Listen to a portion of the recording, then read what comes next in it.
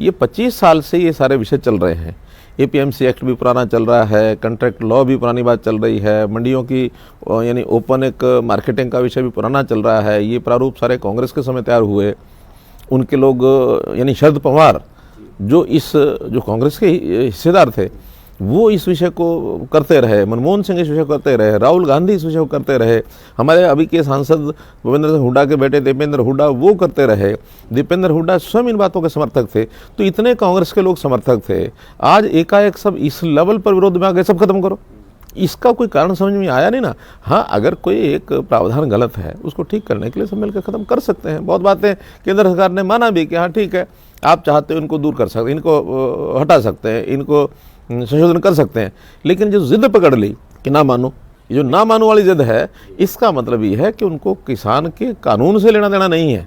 उनको तो एक ही है कि जो चीज़ हम सफल करना चाहते थे हम बाहर हो गए हैं। अगर ये सफलता नरेंद्र मोदी जी के शासनकाल में हो गई तो इसका जो माइलेज है वो हमारी वजह नरेंद्र मोदी ले जाएंगे, ऐसा कहीं ना कहीं उनको भय लग रहा है। इस भय के कारण से विरोध चल रहा है। लेकिन सर, किसान के लिए आप क्योंकि हरियाणा के मुख्यमंत्री हैं, हरियाणा कृषि प्रधान हमारा बहुत राज्य है, लेकिन आज हरियाणा के किसान भी कह रहे हैं, यूपी के किसान कह रहे हैं कि हम अपनी फसल को जला देंगे, खराब कर देंगे। दूध को कह रहे हैं 100 रुपये लीटर बेचेंगे, क्योंकि आप लोगों की सरकारें 100 रुपये लीटर पेट्रोल बेच रही है तो उसी के मुकाबले बेचेंगे। तो नुकसान तो आखिर में जाकर के उस किसान का हो रहा है जो वो फसल बो रहा है, जिसके लिए वो मेहनत कर रहा है, उसके लिए तो वो उसकी माँ के बराबर है। स्थिति उसके लिए ऐसी आ गई कि वो उसे विक्रांत जी, आपने बहुत अच्छा एक प्रश्न किया। मेरा भी यही कहना है कि जो किसान सो कॉल्ड किसान लीडर्स जो अपने आप को किसान नेता कहते हैं, वो ये जो आह्वान कर रहे हैं, इस आह्वान को क्या वो इस आंदोलन को आगे बढ़ाए रखने के लिए आह्वान ठीक कर रहे हैं? मैं कहता हूँ कि इसमें से किसान का भी भला नहीं कर रहे, उसका नुकसान कर रहे हैं। और इस आंदोलन को भी समाप्त करने के लिए बातें बहुत हैं। आखिर उन्होंने कहा कि 100 रुपया किलो हम दूध बेचेंगे। अब हम तो कहते हैं 100 क्यों, और ज़्यादा बिकना चाहिए। आज तक मांग किसान यही करता रहा है कि हमको भी अपनी फसल का रेट तय करने का अधिकार होना चाहिए। ये अधिकार लेकर के वो देख रहे हैं।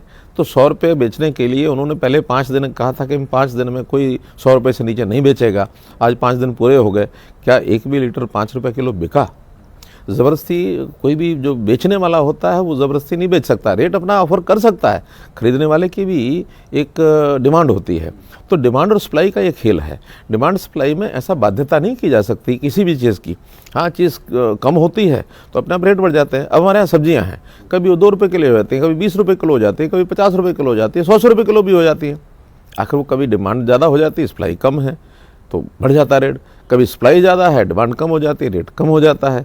तो ये सारी एक ओपन मार्केट की चीज़ें हैं सर। लेकिन अब ऐसा लग रहा है कि प्रधानमंत्री जी ने भी सदन से बोला कि हम बातचीत करने को तैयार हैं, हमारा ऑफर आज भी खुला हुआ है, लेकिन कोई बातचीत ना केंद्र सरकार कर रही, ना आप लोग राज्य सरकार के स्तर पर कर रहे हैं। ऐसा लग रहा है कि जो किसान सड़क पर बैठा हुआ है उसे अब आप लोग भूल गए हैं कि वो अपने आप थक के चले जाएंगे। नहीं भूले, आज भी हमारे लिए किसान वैसा ही प्रिय है जैसा पहले था। आखिर किसानों के लिए ऐसा नहीं कि इन कानून बनने से पहले हमने कुछ किया नहीं या कर नहीं रहे, बहुत कुछ कर रहे हैं। और हरियाणा के बारे में तो मैं कह सकता हूँ कि हम ऐसे ऐसे काम किसानों के लिए कर रहे हैं जो कांग्रेस शासित आसपास की प्रदेशों की सरकारें कुछ नहीं कर रही हैं। मैं उसका गिना देता हूं आपको। जैसे अभी प्रोक्योरमेंट का विषय है। अब ये प्रोक्योरमेंट पंजाब ने कानून पास किया कि गेहूं और धान, इसकी प्रोक्योरमेंट जो है वो एमएसपी से नीचे कोई नहीं करेगा। अब नहीं करेगा, कारण साफ समझ में आता है कि गेहूं और धान क्योंकि केंद्र सरकार प्रोक्योरमेंट करती है, होगी ही होगी। हमने कह रखा है कि एमएसपी पर सरकार खरीदेगी, और कोई खरीदने आए चाहे ना आए। हाँ, ओपन मंडी में आपका अगर गेहूं और धान ज़्यादा पैसे पर बिकता है तो आप बेचिए, लेकिन अगर एमएसपी पर खरीदना तो हम खरीदेंगे। लेकिन हम गेहूँ और धान ही नहीं, हम मूंग, सूरजमुखी, बाजरा, सरसों, मूंगफली, ये सारी 6-7 फसलें और ऐसी खरीद रहे हैं। हमारा पड़ोसी राज्य पंजाब भी खरीद सकता है। बाजरा राजस्थान में 1200-1300 रुपये बिका, हमने उसको 2100-2200 रुपये जो एमएसपी का रेट है वो दिया। और सर्वाधिक बाजरा इस बार हमारा पिछले 20 साल का रिकॉर्ड है कि हमने इस बार सर्वाधिक बाजरा हमने खरीदा। बल्कि हमें तो ये भी लग रहा है कि राजस्थान का किसान वो भी हमारे आके बेच गया। हमने कोशिश की बहुत रोकने की कि हम अपने किसान का पहले खरीदेंगे। आखिर इसमें घाटा होता है, प्रदेश सरकार का जो रेवेन्यू का लॉस होता है इसके कारण से, वो हम अपने किसान के लिए तो कर सकते हैं, हम दूसरे के प्रदेश के किसान के लिए वो घाटा क्यों सहेंगे? नहीं सहना चाहिए। फिर भी कुछ लोग बेच गए, इस बार रोकेंगे कि हमारे किसान जो हैं उनको कोई नुकसान नहीं होना चाहिए, उनका एमएसपी पर हम खरीदेंगे। और न केवल एमएसपी की फसलें बल्कि फल, सब्जियाँ, इसमें भी हमने कहा कि भावांतर भरपाई योजना में एक निश्चित जो उनकी कॉस्ट आती है, कॉस्ट से कम कोई बेचने की किसी को ज़रूरत नहीं है। अगर उसको बेचना पड़ता है तो जो डिफरेंस है वो हम देंगे। भावांतर भरपाई योजना के अंतर्गत यानी 19 हमारी जो फल और सब्जियां, शायद 17 फल और सब्जियां, वो उसके अंदर मैंने लिस्ट की हुई हैं और उसका लाभ लोगों को मिलता है। मुख्यमंत्री जी, अब एक आपने फैसला लिया है कि आपके राज्य के लोगों को निजी नौकरियों में 75% आरक्षण मिलेगा, लेकिन आप लोग तो एक भारत श्रेष्ठ भारत की बात करने वाले लोग हैं, तो इस तरीके का फैसला तो देश से, बाकी देश से अलग नहीं करता हरियाणा को। देखिए, जब कोई राज्य सरकार होती है ना, उसका अपना एक दायित्व होता है कि वो अपने सरकार की, अपने प्रदेश के लोगों की चिंता वो पहले करे, क्योंकि हमारे जिम्मे प्रदेश का काम है। जिनके पास राष्ट्रीय स्तर का काम है वो राष्ट्रीय स्तर की बात करेंगे, वो पूरे देश की बात करेंगे। हम कोई देश के लोगों के प्रति कोई उनके विरोधी हैं ऐसा नहीं है, लेकिन जहाँ दायित्व होता है लोगों को रोज़गार दिलाने का, लोगों को उनकी देखभाल करने का, उनके हित साधने का, तो अपने प्रदेश के लोगों को पहले करेंगे। हाँ, पहले हम अपने प्रदेश के लोगों को देंगे। 75% के बाद अगर आवश्यकता पड़ती है तो बाहर के लोग भी आएंगे, या हमारे पास जिस प्रकार की आवश्यकता उस मैन पावर की ज़रूरत होती है किसी प्राइवेट उद्योग में, वो हमारे उपलब्ध नहीं है तो बाहर से लाएंगे। वो बाहर का व्यक्ति आ नहीं सकता ऐसा हमने नहीं कहा। हमने कहा कि ठीक है, जब आप ले रहे हैं तो 75% यहाँ से ले लीजिए, यहाँ के लोगों को रोज़गार की ज़रूरत है।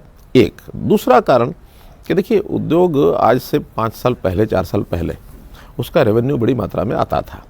अब चूँकि जीएसटी इरा होने के बाद 2017 के बाद अब जो जीएसटी है वो कंज्यूमर बेस्ड हो गई है, वो प्रोडक्शन बेस्ड नहीं रही है।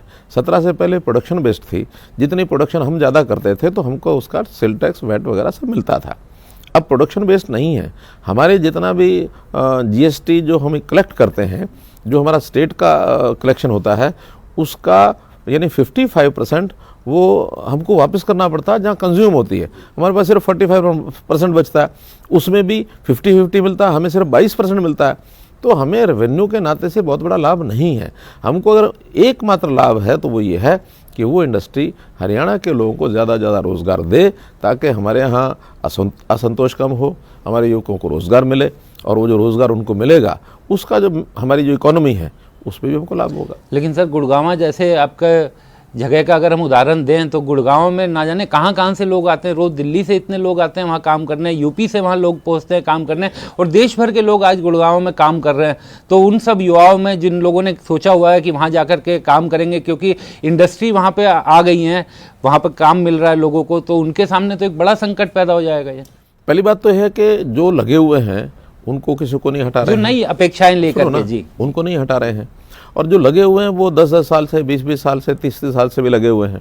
वहाँ आकर के उन्होंने मकान बना लिए हैं, वहाँ वो रह रहे हैं, वहाँ उनके जो बच्चे हैं वो भी काम करने के लिए तैयार हैं। इसके लिए ही हमने कहा है कि जो 5 साल से यहाँ रह रहा है उसको हम हरियाणा में मान करके नौकरी दिलाएंगे।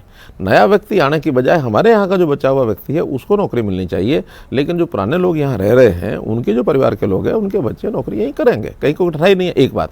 दूसरा, इंडस्ट्री और लगेगी और आएगी। मुझे ये लगता है कि ठीक है, हमने अपने युवक की चिंता करनी, ध्यान रखना है, लेकिन 75% होने के बाद भी हमारे यहाँ के इतनी बड़ी वर्कफोर्स नहीं है, इतनी बेरोजगारी नहीं है कि 75% पूरा भी कर पाएँ।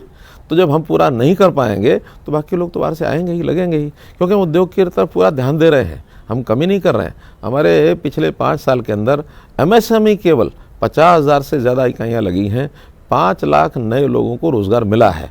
तो 5 लाख लोगों में हरियाणा के भी हैं, बाहर के भी हैं, लेकिन हरियाणा के लोग जो बाकी बचे होंगे थोड़े बहुत, उनको भी प्राथमिकता मिले, इतना ही हेतु है, इससे ज़्यादा नहीं है। और फिर आखिर 1 साल में, 2 साल में ये चीज़ें सामने आएंगी।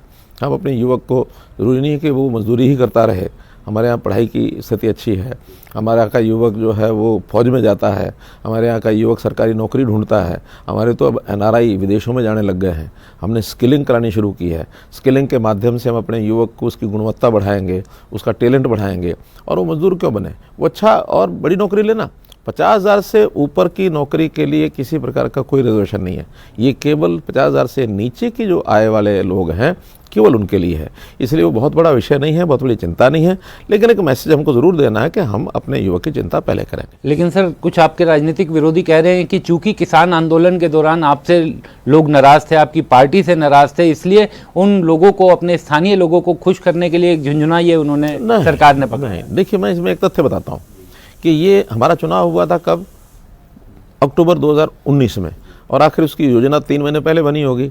हमने उससे भी 3 महीने पहले यानी अगस्त 2019 में हमारी दोनों पार्टियां, ठीक है, समझौता हमारा अलायंस हमारा बाद में हुआ, अपने अपने चुनाव लड़े, हमारे दोनों पार्टियों के मैनिफेस्टो में उस समय लिख लिया था, हमने तो बल्कि 75% से ज़्यादा लिखा हुआ है, अगर आपने ध्यान किया हो तो।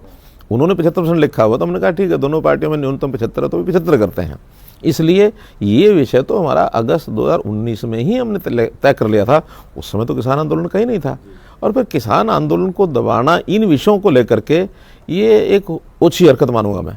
हमारा ऐसा कोई इरादा नहीं रहता कि हम इन किसान आंदोलन को किसी और तरीके से, हम उनको समझा रहे हैं, उनको सारी सुविधाएं भी दे रहे हैं, और उसके अंदर किसान जो समझदार हैं वो आज भी ऐसा मानते हैं कि इस आंदोलन का कोई लाभ नहीं होगा इन किसानों को, इसलिए इनको वापस हो जाना चाहिए।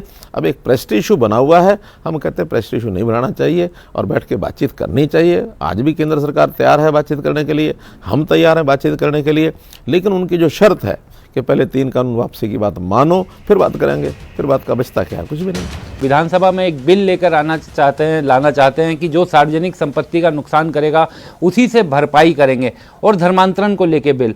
तो क्या ये किसान आंदोलन में जिस तरीके का नुकसान हुआ राज्य सरकार को, उसे देखते हुए किया, या फिर जैसे आज मैं चंडीगढ़, दिल्ली से जब चंडीगढ़ आ रहा था, पूरे रास्ते कहीं टोल नहीं लिया जा रहा, टोल नाके फ्री करवाए हुए हैं, तो इस तरह की चीज़ों पर रोक लगा, आखिर क्या इसके पीछे सोच? देखिए, पहली बात तो है कि ये निर्णय सुप्रीम कोर्ट का एक पुराना निर्णय है, और सुप्रीम कोर्ट ने ये कहा कि किसी भी संपत्ति का नुकसान करने का अधिकार किसी को भी नहीं है, ना वो प्राइवेट संपत्ति का और ना ही पब्लिक प्रॉपर्टी का। तो पब्लिक प्रॉपर्टी और प्राइवेट प्रॉपर्टी का नुकसान करने से लाभ किसी को नहीं होता, नुकसान ही होता है। तो इसलिए उसको रोकना ये सुप्रीम कोर्ट ने भी अपने निर्णय में लिखा हुआ है। हमारे यहाँ पीछे आंदोलन हुआ था, हमारे कई शहरों के अंदर आगजनी हुई, दुकानें जली, स्कूलों की बसें जला दी गई, बहुत सा नुकसान हुआ, और उसके जो भरपाई के लिए सरकार ने भी मदद की। बहुत लोगों के क्लेम, वो उन्होंने, हमारा जो क्लेम कमिश्नर है उसको किया हुआ है। आज इस विषय को 5 साल हो गए हैं, अभी भी क्लेम कमिश्नर के द्वारा वो क्लेम्स सेटल नहीं किए गए हैं। एक लंबी प्रोसेस है, उस लंबी प्रोसेस को रोकने के लिए हमें कुल मिलाकर के एक कानून बनाने की आवश्यकता इसलिए महसूस हुई कि कम से कम जो एक नुकसान करने वाला व्यक्ति आगे बढ़ के नुकसान करता है केवल अपनी ही एक विम्सिकल एक एटीट्यूड को लेकर के, अपनी जिद को पूरा करने के लिए या अपने प्रभाव को दिखाने के लिए। अब ये टोल हैं, टोल को बंद रखने से उनका कोई लाभ है? उनका कोई लाभ नहीं। सरकार का नुकसान है, सरकार का नुकसान है। अल्टीमेटली या तो सरकार भरेगी, या फिर उतना ही समय, जितने समय में आज टोल नहीं मिल रहा, ठेकेदारों के इनके क्लॉज होते हैं जो आज कॉन्ट्रैक्ट लेते हैं कि आगे जब इनका टाइम समाप्त होगा उस समय इस सारे नुकसान को कैलकुलेट करके विद इंटरेस्ट उस समय बढ़ा दिया जाएगा। तो नुकसान किसका? समाज का है। जो टोल भरते हैं उनका उस समय साल 2-2 साल अगर ये टोल फिर बढ़ जाएंगे तो कब तक रोकेंगे? सरकारी जो सड़कें हैं उनका नुकसान सरकार को है। तो इसलिए किसी को लाभ ना हो और केवल हानि हो, उसको रोकने के लिए थोड़ा सा एक कानूनी सहारा लेकर के हमको एक दंड का दिखाना तो पड़ेगा। धर्मांतरण को लेकर भी मैंने सर पूछा था, उसको लेकर के भी आप लोग बिल लेकर आ रहे हैं? अब देखिए, पिछले दिनों में घटनाएं काफ़ी हो रही हैं कि ये जो लड़का लड़की आपस में प्रेम करके और विवाह करने के लिए और जो आते जाते हैं, वहाँ तक हमको ज़्यादा आपत्ति नहीं है, लेकिन उसके पीछे की जो मानसिकता रहती है, धर्म परिवर्तन करके ये कर लिया जाए, या कहीं कहीं नौकरी के लालच से, कहीं पैसे के लालच से, कहीं डरा करके, कहीं बाई फोर्स जबरन, ये जो धर्म परिवर्तन होता है ये किसी भी समाज को मैं समझता हूँ उसको पसंद नहीं है। समाज में एक अनरेस्ट पैदा होता है, चाहे वो हिंदू समाज हो, चाहे मुस्लिम समाज हो, चाहे ईसाई समाज हो, चाहे कोई भी समाज हो। हर समाज के लोग सुखी भी रहना चाहते हैं और एक दूसरे के साथ सौहार्द बनाए रखना चाहते हैं। तो ये सौहार्द न बिगड़े, इसके लिए कई प्रदेशों ने ये कानून बनाया है। वो धर्म स्वातंत्र्य विधेयक भी हो सकता है, या वो धर्म परिवर्तन विरोधक भी हो सकता है, कोई भी नाम रखेंगे, लेकिन अंतोगत ये है कि ये किसी का जो धर्म है या किसी का जो रिलीजन है वो उसकी व्यक्तिगत निष्ठा का विषय है। ये उसको स्वतंत्र होता है भी, वो कुछ भी अडॉप्ट कर ले। हाँ, मन से घोषणा करके करे कोई आपत्ति नहीं है, लेकिन किसी का परिवर्तन करते समय किसी ऐसा सारा अनफेयर मीन्स के माध्यम से कराया जाए, उसके लिए समाज में एक हानि होती है, आपसी भाईचारा टूटता है, आपसी एक दूसरे से समझदारी दूर होती है।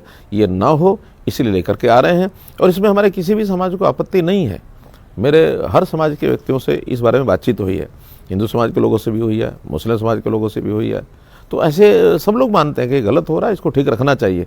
तो कोई गलत करेगा तो उसको दंड मिलेगा, ऐसा उसके अंदर लेकिन सर प्रावधान इस तरह के कानून में कुछ लोगों को ये डर होता है कि एक ड्रैकोनियन कानून आ जाता है, पुलिस को इस तरीके की पावर मिल जाती है कि लोगों को परेशान किया जाए, ये खतरा तो लगातार बना रहता है। देखिए, इस विषय में कोई डरने की आवश्यकता इसलिए नहीं होती कि हर एक चीज़ का चेक एंड बैलेंस है। पुलिस भी हमारे यहाँ गलत करेगी तो उसको भी उसकी गलती को पहचान करने का हमारे यहाँ प्रावधान पूरा है, कोई गलत नहीं कर सकता। और फिर कोर्ट्स किस लिए हैं? कोर्ट्स भी इसीलिए हैं। आखिर तो कहीं गलती कोई भी करे, चाहे वो कर्मचारी करे, चाहे पुलिस का आदमी करे, चाहे नागरिक करे, चाहे कोई परिवार करे, चाहे कोई समूह करे, इन चीज़ों को पुलिस के द्वारा तो एक प्रारंभिक इन्वेस्टिगेशन होती है, एक रजिस्ट्रेशन होती है। उस रजिस्ट्रेशन और प्रारंभिक इन्वेस्टिगेशन के बाद एक निश्चित समय के बाद वो केस कोर्ट को सौंपा जाता है। कोर्ट उसमें फिर सारी चीज़ों को देख करके उसका निर्णय करता है।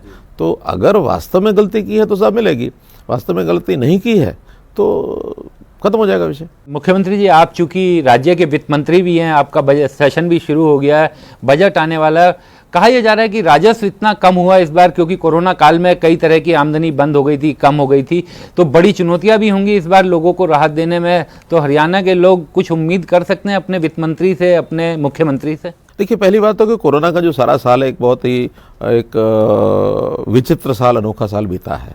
किसी को ये संभावना नहीं थी कि इस प्रकार की कठिनाइयाँ आएंगी। यहाँ रिसीट्स जो हमारी थी, प्राप्तियाँ जो थी, उसमें भी कमी आई। और कुछ क्षेत्रों में खास करके इंजीनियरिंग के जो काम थे, विकास के जो काम थे, उसमें खर्चा भी कम हुआ क्योंकि 2 महीने तो सारे काम बंद हो गए, मजदूर नहीं मिले, कोई सब जो ठेकेदार थे वो बंद हो गए, उनको बाद में हमने जो सुविधाएं देनी थी वो भी दी। तो कुल मिलाकर अप्रैल से लेकर के अक्टूबर तक हमारा राजस्व कम रहा, महीने दर महीना जो चलता रहा, अक्टूबर नहीं बल्कि सितंबर तक, अक्टूबर ऑनवर्ड्स, अक्टूबर, नवंबर, दिसंबर, जनवरी, अभी फरवरी का हिसाब आया नहीं लेकिन वो भी बढ़ेगा। जैसे चार महीने में वो राजस्व रिकवर होना शुरू हुआ, जो कुल मिलाकर के हमारा 17,000 करोड़ रुपया जो राजस्व था वो उन अप्रैल से और सितंबर तक, ये 5 महीने में ये कम हुआ। बाद में अक्टूबर से लेकर के और जनवरी तक के जो हमारे पास आंकड़े आए उसमें लगभग उन 17 में से 7,000 साढ़े 7,000 करोड़ रुपया वो रिकवर हुआ, पिछले वर्ष से भी वो ज़्यादा आया है। अब बाकी जो 2 महीने हैं फरवरी और मार्च के, इसमें मैं समझता हूँ कि 3-4 हज़ार करोड़ रुपया और भी रिकवर होगा। तो ऐसे अल्टीमेटली कोई 7-8 हज़ार रुपया, ये 7-8 हज़ार करोड़ रुपया ये कमी रहेगी पूरे साल भर में जो हमारे अनुमान थे। और सो इज़ द एक्सपेंसेस, हमारे जो खर्चे भी हुए हैं उन महीनों में जब खास करके लॉकडाउन का समय था, उस समय वो हमारे काम भी स्लो हुए, कम हुए। वो शायद काम हमें जो कम रह गए हैं वो अगले वर्ष में कराने पड़ेंगे। तो कुल मिलाकर के हमें उस प्रकार की इतनी कठिनाई नहीं आई है। 4 प्रकार के जो खर्चे होते हैं स्टेट के, कमिटेड एक्सपेंसेस जिनको कहते हैं, salaries, pensions, interest and repayment of debt, चारों हमने बराबर ये खर्चे करते रहे हैं। हमने किसी का भी कोई एक पैसा रोका नहीं है। और मैं समझता हूँ कि ये जो वर्ष था उसको देखते हुए हरियाणा ने कुल मिलाकर के कोई परफॉर्मेंस हमारी ख़राब नहीं रही है। हाँ, केंद्र ने भी, रिजर्व बैंक ने भी कुछ ऑफर्स दी थी। उन्होंने कहा कि आपका जो परसेंटेज है हमारी जो GDP की, उसका 3% हम हर साल का डेट हम कर सकते हैं प्राप्त, लोन ले सकते हैं। उसमें हमें छूट मिल गई कि इसको आप 5% भी कर सकते हैं। हमने उसको भी रोक कर रखा कि हमें 5% की ज़रूरत नहीं पड़ेगी। हमने सारी चीज़ें अपनी बहुत एक कंट्रोल में रखी हैं। 3 की बजाय 3.25% तक ही हम जा पाएंगे, इससे ज़्यादा हमें लोन लेने की आवश्यकता नहीं पड़ेगी।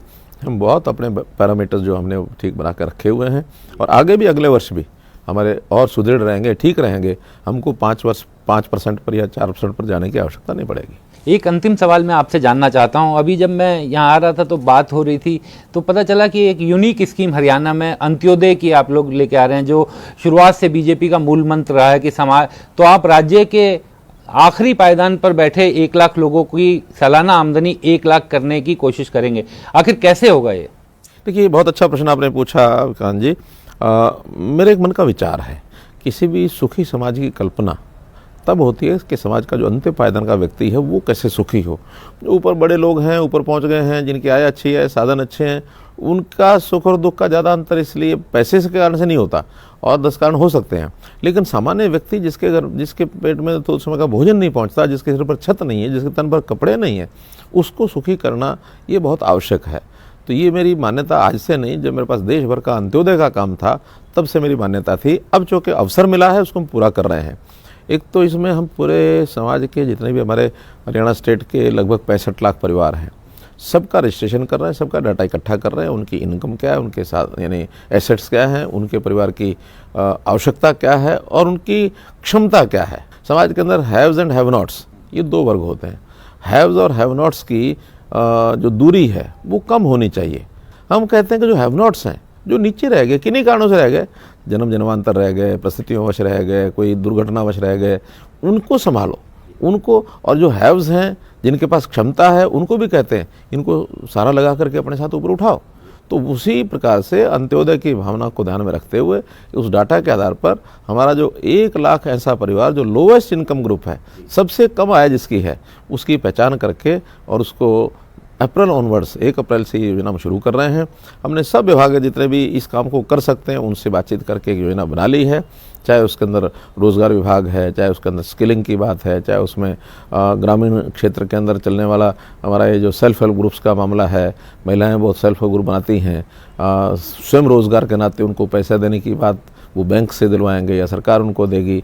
तो ऐसे उन परिवारों से फिर वो कोई छोटा मोटा अपना काम करेंगे, किसी घर में दूध का काम कराना वो कराएंगे, कोई छोटा लघु उद्योग की बात है वो कराएंगे, लेकिन चिन्हित करके उन 1 लाख परिवारों को साल की 1 लाख रुपया से ऊपर आमदन हो जाए ऐसा सुनिश्चित करेंगे। और ये चरण 1 होगा। दूसरे चरण में अगला 1 लाख उसको पकड़ेंगे, उसको ऊपर करेंगे। हर एक परिवार की न्यूनतम आय 1 लाख रुपया हो, ये तो एक न्यूनतम आवश्यकता है परिवार की, इस पर हम चलेंगे। चलिए, ये थे हरियाणा के मुख्यमंत्री मनोहर लाल खट्टर जी, जिन्होंने तमाम सवालों का साफगोई से जवाब दिया। आपका बहुत बहुत शुक्रिया। धन्यवाद प्रशांत।